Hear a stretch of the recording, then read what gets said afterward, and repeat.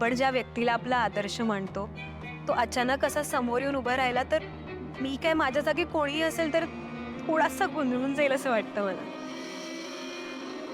नाही ना मॅम, तुम्हाला माहिती नाहीये तुम्ही कित्येक माणसांना प्रेरित केलंय.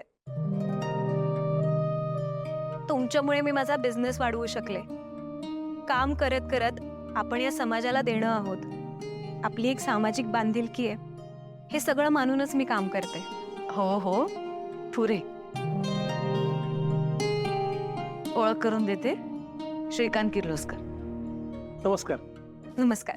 आणि ही अनुष्का. हो, ओळखलं मी हिला.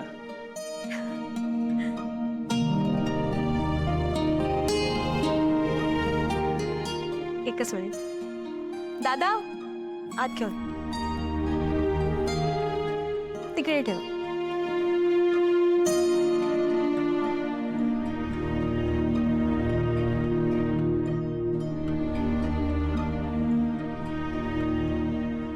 या तुम्ही.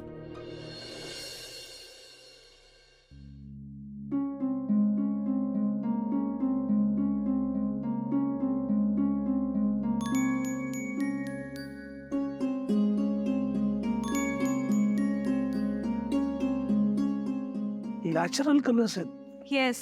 क्या बात है. अगं हे पेंटिंग इथे.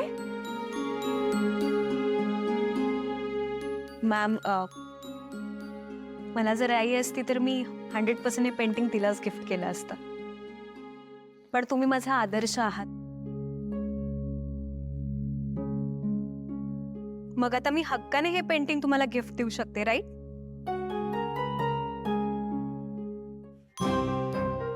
पहिल्या भेटीची आठवण. पण पहिल्या भेटीला तर तू भेटलीच नाहीस ना बहिणींना.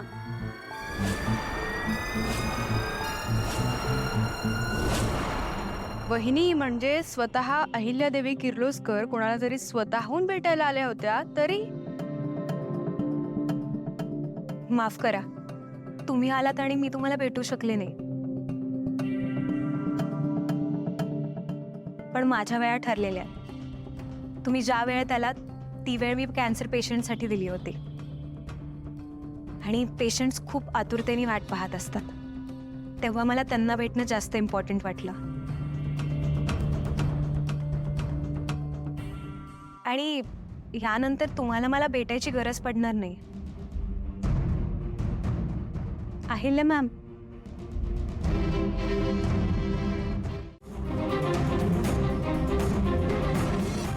हे काय करताय तुम्ही?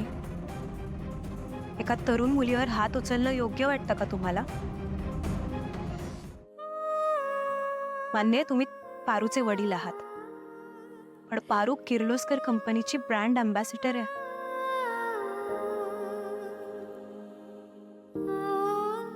तिला तिचा मान सन्मान मिळायलाच हवा.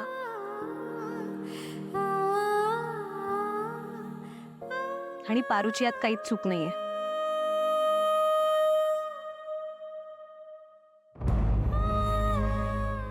ऐक ना अनुष्का,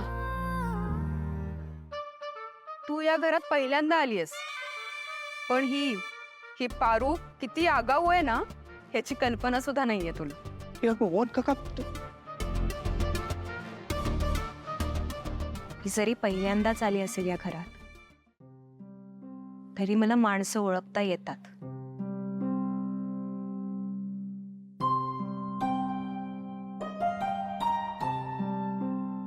आणि पारूच्या डोळ्यातील निरागसपणा, तिचा पश्चाताप तुम्हाला दिसत नाहीये.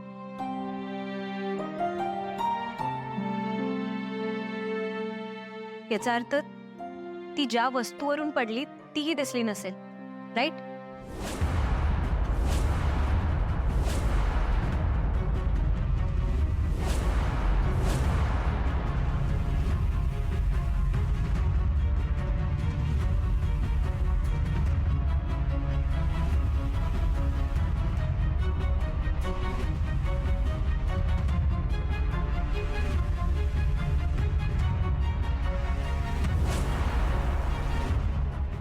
ही येते वस्तू.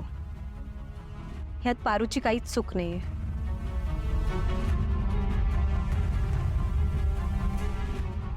कदाचित मगाशी शॉपिंग बॅग्स नेत असताना पडली असेल.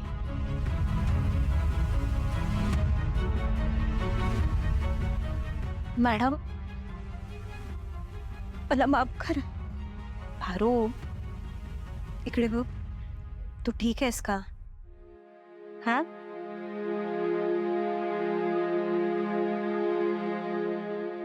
अनुष्का, हे सगळं ठीक आहे, पण शेवटी तुझं लाख रुपये सॉरी करोडो रुपयांचं पेंटिंग तर गेलंच की पाण्यात. सॉरी, पाण्यात कसं सांग.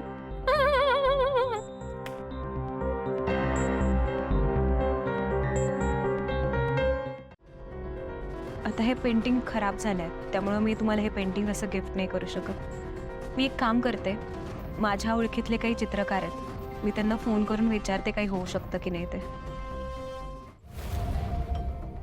नाही, राहू दे, मी करतो काहीतरी. अरे ते मामा, पारू थोडी पॅनिक झाली आहे, तिला प्लीज घरी घेऊन जा. होय.